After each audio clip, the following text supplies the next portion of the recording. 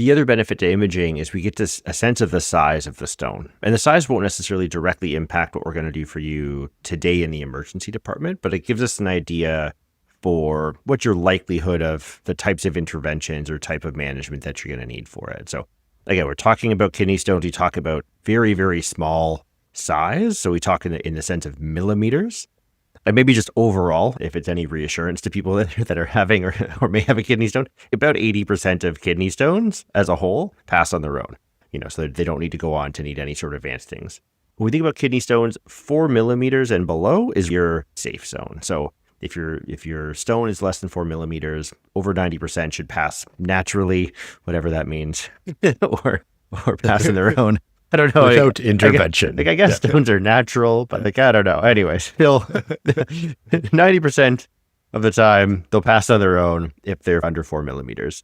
The timing for that though is, most people take 2 to 4 weeks for that to happen. So it's not always like it's going to be out there by the next day.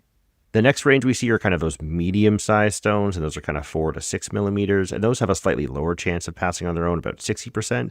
And we see they do tend to stick around a bit longer. So on average, people take closer to kind of 45 days for those stones to go. And then really once we're over 6 millimeters, then your chance of it going on its own drastically goes down, like less than 20%. And those are the ones that we're really referring for urology, for medical intervention.